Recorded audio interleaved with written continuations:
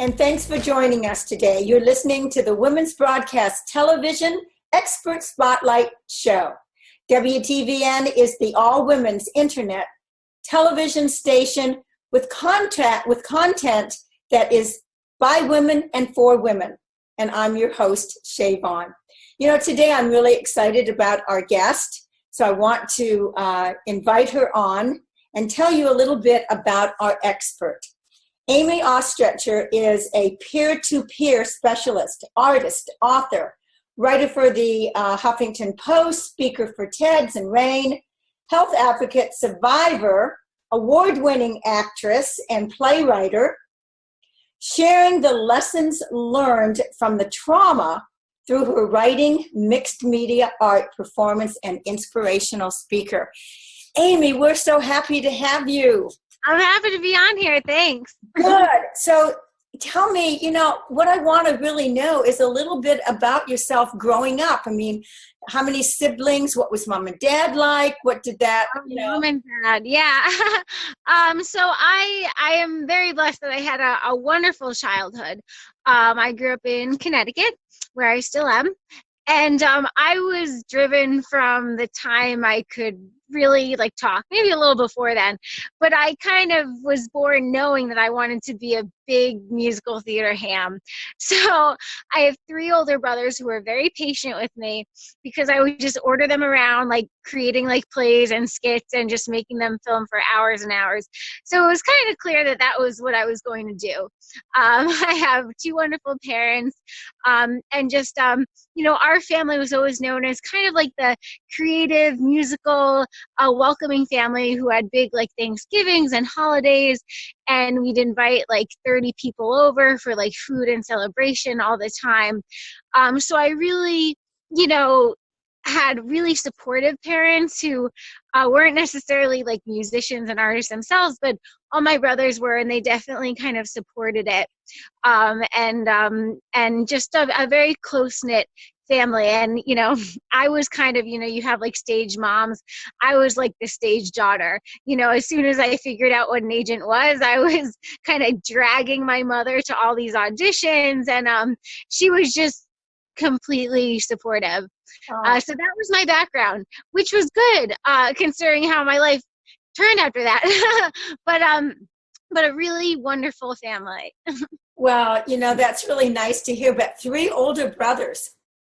Oh, yeah. Oh, my goodness. They must have treated you like this little glass doll. Anything you wanted, you were going to get. They were going to take care of you.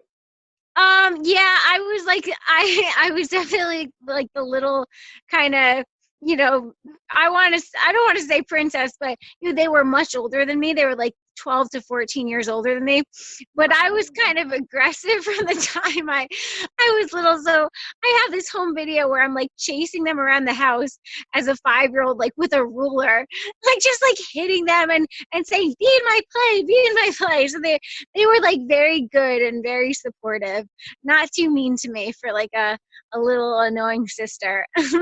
Well, it sounds like you had a wonderful, fun time. And it sounds like mom and dad, since there's such a difference between age and with your brothers and you guys, your parents, and then having a girl being the 4th child was oh my gosh.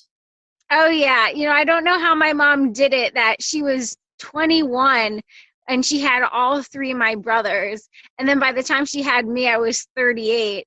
And I'm 29 now, and I'm thinking, oh my God, if I had to deal with my 3 brothers growing up and my dad was in med school, I mean, I don't know how she did it. Well, sometimes we just do what we have to do, right? Yep. and thank God that she had the other boys kind of, raised, and they could take care of themselves, and she just could concentrate on you. Oh yeah, and that's why my mom really kind of spoiled me with creativity. She was just such a hands-on mom. From the time I could remember, she was always getting me little craft kits and science experiment little kits and taking me to these art workshops, and I think she really enjoyed that. We'd have shirt decorating parties. So I think she was so ready for a girl. Well, just ready for that. Yes, for definitely a girl, but for that child that she actually could spend more time with instead of chasing three little boys around all the time. Oh, yeah. So I can see that. So as you grew up, what inspired you to do all the great things that you've done? There's so many things to talk about. I know that you've got a new book. I love this detour, because life is all about detour. Oh, yeah. Life is about, we get up in the morning and it's like, it's a lovely day. And I always say that even if it's raining outside or it's cloudy, it's still a beautiful day, because it's really up to you to make that landscape whatever you really want it to be. But then we have to always remember that so many things come and hit us, in the face that we weren't expecting. And there's that detour that you're talking about. Exactly. And, for me, I think the most important thing I learned on navigating like a detour is you have to remember what your values are and what you're about, because, your circumstances can change overnight, but who you are and what you stand for, that stays, no matter what. So I think that really helped me. But, and my creativity was always a huge value since the time, I first started creating. And so I think that really, guided me. When I was 18, out of nowhere, I just developed like a blood clot. And, my life, which was so set out, I'd applied to 17 colleges. I was accepted into like most of them like that week. And the April of my senior year, I had a blood clot, and suddenly I was in a coma for months. And we had just had our big Passover Seder, and my family kind of just went to the ICU, and we all stayed there for months. And then when I woke up months later, and I was in my head, just in my high school classroom, doctors told me that I couldn't eat or drink anymore. And they didn't know if I'd ever be able to again, and that my stomach had just exploded. So, talk about like waking up like in a twilight zone. Like I was like arguing with my mom why I wasn't going to college. Like, the idea of being like sick was just so far out of my perception. And I actually think that was a benefit, because I was never sick before, so I didn't really know how to act like a patient. So I was thankfully like my stubborn old kind of bratty self. And I just, I think my biggest fear waking up from a coma was like, oh my God, I'm not going to be relevant anymore. Like I can't connect with the world. And creativity was really my life force. So I think that kind of filled me with like this manic drive to just keep creating and make myself feel vital. And I think that's what helped me through this like detour, that like no matter what was going on in my life, I still kind of remembered what I was always about. And like we talked about, I think having a solid family foundation and ridiculously supportive parents who literally, I was in hospitals from the time I was 18 till 22. I never spent one night alone in the hospital. Either my parents were sleeping there or my brothers. I had such good support around me. So it turned into 6 of the past 10 years not able to eat or drink anything, and 27 surgeries before I could finally have some like semblance of a normal life. But the reason why I ended up calling this a beautiful detour, and believe me, it's as bad as it seems, it wasn't always such a beautiful detour, but with enough hindsight and, obviously stability, once I could eat and, live normally, I was able to look back and see that, wow, like if this never happened, I would have, just done theater and all that, and who knows. But because of this, like, look at all the people it's brought into my life. Look at the new avenues I was forced to go down, and new skills I was forced to acquire. Look at the strengths I learned that I never even knew I had. Look at the closeness with my family and these silly little memories, that of course, are easier to laugh about once they're done. But all those things have made me who I am. And, at the end of the day, you wouldn't give back anyone else's problems, for your own, because they've built who you are. And so at this point, I don't feel like I am, those medical circumstances that happened over a decade ago. But I do feel like they have forced me to discover new things about myself. So that's kind of how I developed the term, like being a detourist, because, a detourist is someone, who has something unexpected in their lives and who hasn't. But not only that, they're just curious to see where that path may lead. They allow themselves to have all the natural frustration and anger, and sadness that comes when your plans get screwed up. So you have that, because that's normal and that's human. But then, okay, you have it, you allow it to pass, and okay, let me be mindful, like, what is this path? Like, I'm curious. Let's see where it goes. And you might not know that meaning for years and years and years, but eventually you're able to see that somehow has led to another clearing. And then once that detour is finished and you find the meaning, another detour starts, and that's the nature of life. But so I think it's a way to, stay on our toes. And also the reason why I like saying a detour is that it's a way to bring commonality to, listen, my stomach exploded. That's a really weird thing. You don't hear that all the time. But what I went through, I went through the same emotions that someone with another health crisis went through, or a breakup, or just something in life that went as they didn't expect. And I think when we feel that commonality, we feel that compassion that we need. And I really like taking emphasis away from the specific thing that happened to us, because I feel like that, victimizes us. Like, we shouldn't, find uniqueness in the specific detour we've had. We should find uniqueness in what that detour has taught us, rather than holding up our circumstances as, oh, I've been through this, because that's like swapping war stories, and you don't want to do that. You want to grow from it. So anyway, that's kind of my detour stories. I'm trying to sit here. There were so many points that you made, and I go, oh, I want to ask her about this. I want to talk about that. Well, welcome my crazy head. There's too many things. No, believe me, I get it. I'm that girl that what's there is going to end up coming out, and I can go on and on with that. But I think that really the lesson is, and it's a beautiful lesson, that we all are given, some curveballs in our life. And it's really what we do with it. It's really what if we have the ability to be able to step back and say, there's a purpose and a reason for all of this happening. Yep. And instead of complaining about it or saying, why me, all of those kinds of things, really stepping forward and say, what greatness, what gratitude. And I know that you're big on greatness and gratitude, and we'll talk about that. But I definitely believe in that, is being grateful for every single thing that comes our way, because there's lessons that we learn, Now, a little note in that, the why me and, hating what happened, like, that is totally natural. And one thing I don't like is, I can't, sometimes you just can't put on a smile. When life doesn't, go as you expect, it's okay to get frustrated, and it's healthy to.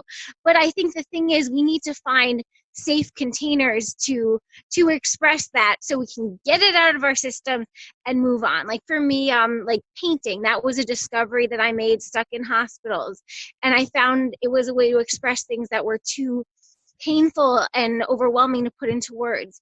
So like, listen, you don't have to, when life gets pulled out from under you, it's okay to get frustrated, as long as you don't let that consume you so much that you can't move forward.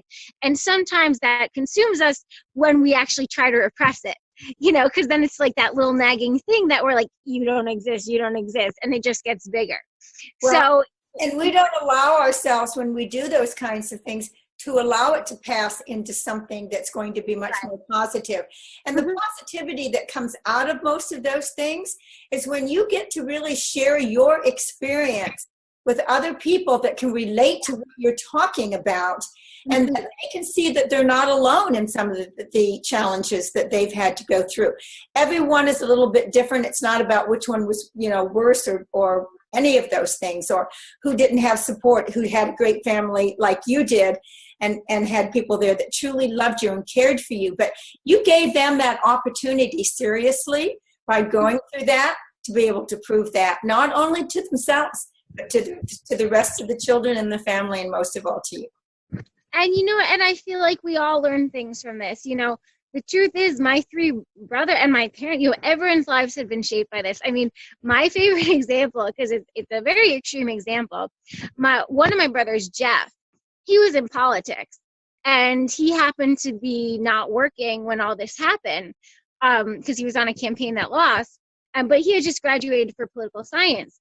So he had nothing to do, so he stayed in the ICU with me, and he actually kept a journal for the first 72 days I was in a coma, which is like very raw and very difficult to read, which actually inspired a full-length drama that I'm producing now.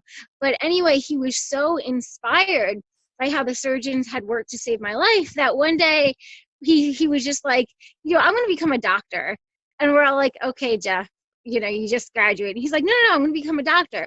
So he went back to school and he got his post back, and he ended up at Columbia Med. And he's been a doctor at Mount Sinai for like 3 years now.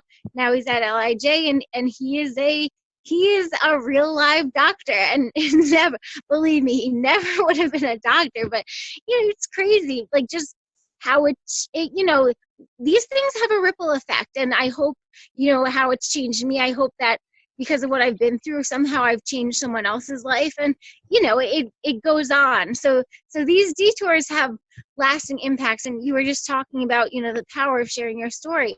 That's why I tell people, like, everyone has a story worth sharing. Don't even think about that. That's not a question, because somewhere out there in the universe, like, there is someone there that needs to hear like exactly the message you have. Yes. And also it's really good for you too. So you can't be afraid of that story within you, or be afraid that it's not interesting enough. Like, we all heal through sharing our story, and we also like have the power to heal someone else just through creating that compassion and vulnerability. So that's why storytelling, hey, listen, there's a reason it's been around since the beginning of time. Mythology and all that. Stories are healing. Right. Well, and I think that sometimes people want to tell their story, but sometimes they don't know how to do that. Right. They don't have the courage. They don't know that somebody else is going to, maybe not, they think that somebody's not going to, understand it maybe as well as that she would like them to, or really be able to get a benefit out of it. And all we really need to do is take a deep breath and say, whatever's come our way is something that we've needed to deal with, and we need to share that with the rest of the world, because somebody is out there. The truth of the matter is I definitely believe one of the reasons I wrote my book, The Breakthrough, How to Defeat Stress, Feel Great About Yourself, and Find Total Well-Being, is not because I wanted to get the notoriety from it. It really was because I wanted a broader audience to be able to get the message that's in there, and to be able to touch even one person's heart that made a difference in their life. That's a gift. Exactly, right. And right. That's really what you're talking about, telling your story, being out there with it, and talking about it from such a positive, what I meant to ask you earlier, what was it, a certain kind of disease? Was it, since you couldn't eat? That's the kind of not funny part, but obviously people always ask, like, what caused this? I guess it was like a blood clot that was just like sitting there. It's not like a diagnosis. It's not like a, Crohn's or anything like that, which is another reason why I started calling it celiac. I was thinking about that, where because I didn't really have a category. All digestive, immune, issues. And right before that, a big thing is right before this also, which is another trauma in itself. When I was 17, I was sexually abused by my voice teacher, who, was a mentor to me and who I had trusted for 2 years. And I didn't tell anyone for months because I was just in shock. It took me months to even process what had happened. And then I finally told my mother when I was actually realizing it, in April of my senior year. And then 2 weeks later, this had happened. And so, there is like another thought that, this did cause like a stress ulcer. It's not to say if you're sexually abused, your stomach explodes, obviously. But, there is like a psychological, link and like physical aftermath of trauma. Like I ended up, writing my a final paper in college about like the physical effects of stress. So, I do believe the body and mind are related, and there's lots of, evidence to that. So, that was another thing to process, unfortunately. Once I could eat, I'd been numb for so many years that eating was wonderful. And I talk about this in my TED Talk, that it finally made me feel. But it also meant that I was feeling all the things that I tried to repress for years. So once the surgeons had done all the physical work of healing my insides, like I really had to do the emotional work after that, which was all these pieces together, which was a really long process. Well, it's interesting that you say about the mind and the body, connecting. And we know that does. I've done a lot of studies on that. And your mind actually talks to all of your cells. Oh, of course. And the thing of it is that people don't realize our minds are kind of like a car, that if you don't turn it on or the engine isn't working, the car doesn't move. It doesn't go anyplace. There's not a lot that's going to go on. So our minds are so powerful. And we have, by nature, we're kind of lazy people.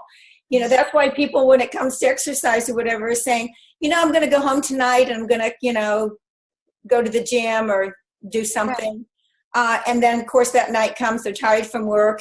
I'm going to go in the morning, and the morning comes and for sure, tonight I'm going to do this. So they play this game. Yeah. The mind is so used to playing this game. That's exactly what it becomes, is just, a habit of doing that. And they know, most people know that they need to do something. They're even trying to talk themselves into it, but they don't have the mental and the emotional wisdom that it takes to turn that engine on, and to be able to have sustainability with that, and to not listen to the cells when they say, no, I'm just fine just sitting here. I really don't want to do anything. That's also what makes us more advanced and less advanced than animals. For anyone healing from trauma, I have to recommend a book, Waking the Tiger by Peter Levine, which was such an eye-opener for me, because his whole thing was, listen, animals are traumatized daily in the wild. If like a gazelle is like bitten by or attacked by another predator, you'll see it like play dead, and it will literally like freeze. But then once the trauma is gone, it will just run and run for miles. And that is actually the animal's physiological way of discharging all that traumatized energy, getting it out of its system. So, okay, it was traumatized, it runs it off, it feels fine, it restores homeostasis. Yeah. What us different is humans have a cerebral cortex. So basically that means we just think too much. So we don't get that chance to run off that energy like a gazelle, because we think about it and we freeze ourselves. Mm-hmm. And that is really why like freezing is a symptom of trauma. You can fight, flight, or freeze. Yes. I froze because, the mind just kind of, freezes yourself in that moment of trauma, and you're stuck and you can't move on. Exactly. And it's a terrible stress to your nervous system, because it means your nervous system is continually being stressed in that same traumatized response. So a big part of healing from trauma, which Peter Levine writes about, and I really would recommend that book to anyone. I love that. I've actually heard about it. I have not read it, but I'll take your recommendation, and I definitely will do that. For family members too, for people that aren't affected by trauma, it's very interesting in how the human body works. But his whole thing is, like, look at the gazelles, they run off the energy. It means that healing from trauma is not something in our minds that we can unthink. Wow. Healing from trauma is done in our bodies. It's taking that frozen energy that was literally frozen in fear at the time of trauma, and it's working with that energy. That's why like yoga and trauma is such an effective thing. That's why physical breathing, mindfulness things are so good for coming back in your body. So that's a little segue for trauma, but I think it's for everyone, because listen, how much of the day do we spend just like in our minds, right? And you spend so much time doing that, you can like freeze. And sometimes we just need to take a step and be like, okay, I feel my feet on the floor. I'm grounded. Like, where am I right now? I mean, you got to do that for trauma, but I think everyone needs to do that, because I think we all can get a little like flighty sometimes, and it takes us away from like what we really want at that moment. Right. Well, we all have stress in our life, and sometimes stress can be good, and people don't really think about it that way. Yeah, because stress is energy. So use that energy for creative good. Sometimes it gets us to do our homework when we don't want to do it, or be on time for a meeting that we need to be there. So, it can be good. But the other thing of it is that we do need to take a break from stress. I've seen so many books that have been written that says manage your stress. And I can raise my hand and tell you that the harder that you try to manage it, it's all up here in your head, and you're just trying to do the things that you're talking about, the harder and the more stressful that you become. But if you say, okay, I need to just kind of like take a break from this, and the best breaks that you actually can do is go take a walk or do something physical where you can actually just gain more energy, because you're not giving it to yourself. Yeah. I remember I read in one book I read that the trauma vortex never goes away. Right. The healing vortex that gets stronger, the pull for life gets stronger. So it's kind of like a transfer of energy. You take all that terrible energy. Oh my God, I'm anxious, I'm angry, I'm frustrated. You feel that, okay, what is that? What is that I'm feeling? I'm going to transform it, mold it into energy that I can use. I want to use it creatively. I want to use it socially. I want to use it excitedly. It's all energy, no matter what we do, numbing out, drugs, social media, however we want to numb out to that energy, it's not going to work, because when we're done trying to run from it, it's still going to be there. So we need to embrace that fear, that uncertainty, that anger, whatever yucky thing we don't want to feel, and use it, because it's ours, So, yeah. It definitely is ours. I want to talk to you a little bit about Love My Detour and how you put that together. I want to talk about that just a little bit, because we've got about 5 minutes left to really, I could just sit and talk to you all day. All right. We have a lot in common, but I'm just so glad that you're on the show today and sharing all this wisdom, and I celebrate the fact that you went through what you did so that you are able to do that. But let's talk about Love My Detour. Yeah, so it's a hashtag, because it's not serious unless there's a hashtag in front of it, right?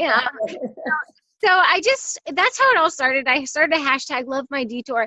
You don't have to love the meaning of what happened to you, but if you're willing to embrace something that didn't go as you expected, I just had people just post it on social media with like, why you love your detour. And like, if, some people hold up a sign like Love My Detour. And my favorite thing is once a week, I call it Why Not Wednesday instead of Why Me. I have, any guest post, anyone that wants to write an article about a detour in their life, what it was and how that shaped who they are. I have the guidelines on my website. But what I love is I have about like over 100 articles by now. Every Wednesday, I got to make it some kind of book, because the stories are so beautiful. But what I love is they're all different kinds of detours. They're life-threatening illnesses. They're a lost job. They're things like, oh, I tried a new gym. Just things in life that we don't expect, but they all have the same theme of somehow it gave them a little bit of more of who they are, and in the end, they became thankful for it. So I love reading the wide range of stories. So if you don't know where to start, definitely like write me, send me a note on my website and send me your story, because I promise like any story goes about, we all have detours, and you're really helping someone. You just don't know who. Right. I'll give you the link to my site. So all that's on. I want you to let everybody know right now where they can find you and your website, so that they can go on it and see all the great things that you've accomplished. There's way too much on my site, but amyoes.com. I also, I'm touring with, I don't think I even mentioned, I wrote a one-woman musical about my life, Gutless and Grateful, and which I also like pair with speaking engagements and presentations and workshops. I also do one-on-one creativity coaching and speaking coaching, all that kind of stuff. And my book is coming out at the end of next year. Woo! Yeah. Now, are you finished with that? Are you publishing it yourself? What are you doing? I'm still working that out. The problem with me is I have way too much stuff. So believe it or not, all these months are just going to be spent editing, because right now there are 16 chapters and every chapter is 200 pages. So I need to get this book out before more stuff happens to me.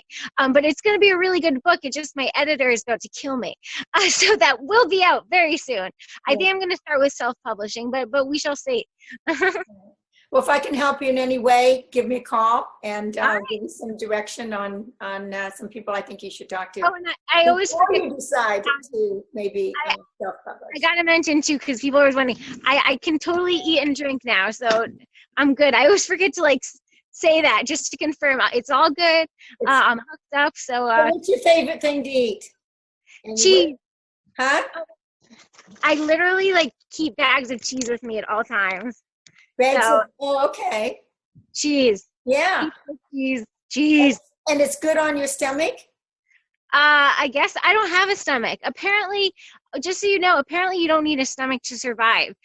This really smart surgeon actually just hooked up whatever intestine I had left and made me a little pouch, like a gastric bypass. Okay, sure. So, yeah. Okay. I don't have a stomach. That's your interesting fact of the day. You do not need one to be alive. Oh my goodness. Okay. Well, there you go. I learned something because I didn't know that. So, yeah, me either. But I'm still here. Yeah. So the name of your book is My Beautiful Detour? Yep. Okay. So, and there's a little subheading which I'm leaving as a surprise because it has sentimental value. But yes, that's all you need to know to order it or to sign up for my newsletter and get free excerpts. Yay. Yeah, okay, let's promote it.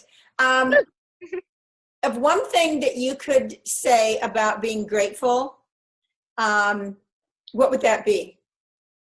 Oh, I definitely say a gratitude list, but the gratitude list I started was after my 27th surgery in the hospital, and I was probably the opposite of grateful, but I needed something to do.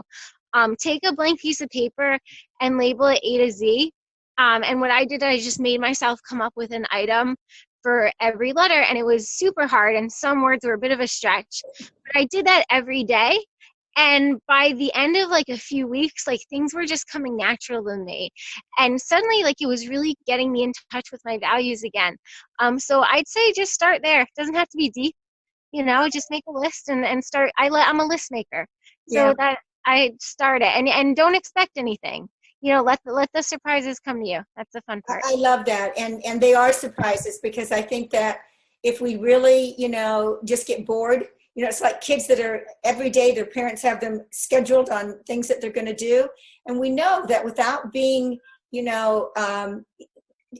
a place just by yourself where you're bored with something, where you really have to figure out how to entertain yourself, you get very creative. And that's where the best creativity actually. Resourcefulness. Absolutely. I set up little medicine cups in the hospital to go bowling. Yeah.